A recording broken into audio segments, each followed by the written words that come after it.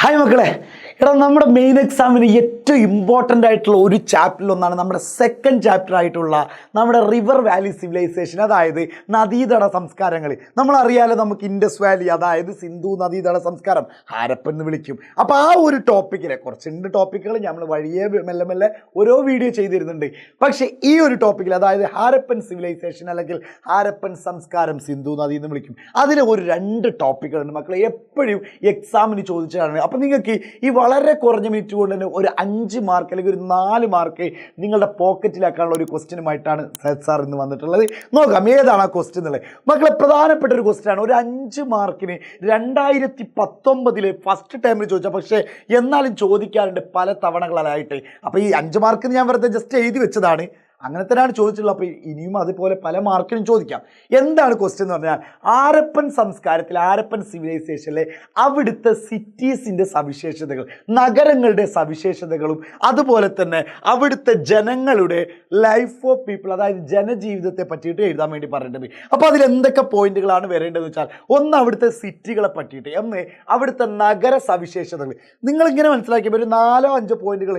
ഒന്ന്, അവിടുത്തെ നഗരങ്ങൾ അല്ലെങ്കിൽ അവിടുത്തെ സിറ്റീസുകൾ കൂടുതലും ഉണ്ടാക്കിയത് ഹാഡ് ബേൺഡ് ബ്രിക്സ് കൊണ്ടാണ്, അതായത് ചുട്ടുപഴുത്ത ഇഷ്ടിക കൊണ്ടാണെന്ന് മനസ്സിലാക്കി വെക്കുക, ഒന്നാമത്തെ പോയിന്റ്. പിന്നെ അവിടെ എന്തൊക്കെ ഉണ്ടായിരുന്നു, അവിടുത്തെ ബിൽഡിങ്ങുകൾ മുഴുവൻ ഇതേപോലെ തന്നെയാണ് ചുട്ടുപഴുത്ത ഇഷ്ടിക കല്ലുകൾ കൊണ്ട് തന്നെയാണ് ഉണ്ടാക്കിയത്. പിന്നെ അവിടെ എന്തുണ്ടായിരുന്നു, അവിടെ വീടുകളുണ്ടായിരുന്നു. ഈ വീടുകളുടെ സെൻട്രലിലൂടെ എന്തായിരിക്കും, ഒരു തെരുവ് പോകുന്നുണ്ട്, സ്ട്രീറ്റ് പോകുന്നുണ്ട്. 2 സൈഡിലാണ് എന്ത് വരുന്നത്, സ്ട്രീറ്റ് തെരുവുകൾ ഉണ്ടായിരുന്നു മനസ്സിലാക്കുക. പിന്നെ അതുപോലെ തന്നെ വീടുകൾ ഒറ്റ റൂം ഉള്ളതുകൊണ്ട്, അതുപോലെ തന്നെ മെനി റൂംസ്, ഒരുപാട് വീടുകളുള്ളതുകൊണ്ട്, അതും എന്ത് ചെയ്യുക, മനസ്സിലാക്കി വെക്കുക.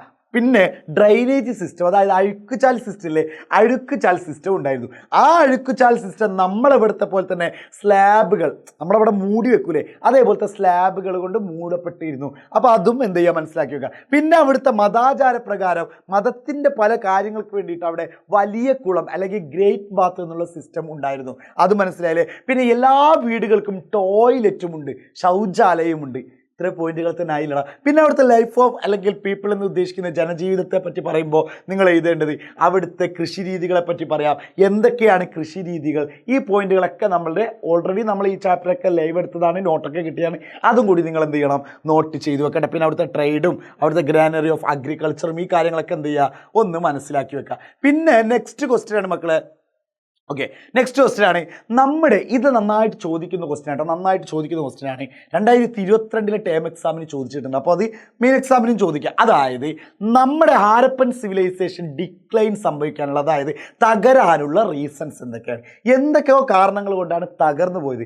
എന്തൊക്കെ കാരണങ്ങൾ വെച്ചാൽ, ഒന്ന് ഫ്ലഡാണ്, വെള്ളപ്പൊക്കം പറയാം. പിന്നെ അതുപോലെ തന്നെ എപ്പിഡമിക്സ്, പകർച്ചവ്യാധികൾ പറയാം. പിന്നെ ഫോറിൻ ഇൻവേഷൻസ് എക്സ്റ്റേണൽ ഇൻവേഷൻസ്, പുറമേ നിന്നുള്ള ആക്രമണം. പിന്നെ അതുപോലെ തന്നെ നമ്മൾ പറയുന്ന ഡീഫോറസ്ട്രേഷൻ, വനനശീകരണം. പിന്നെ ഡിക്ലൈൻ ഓഫ് അഗ്രികൾച്ചർ സെക്ടർ.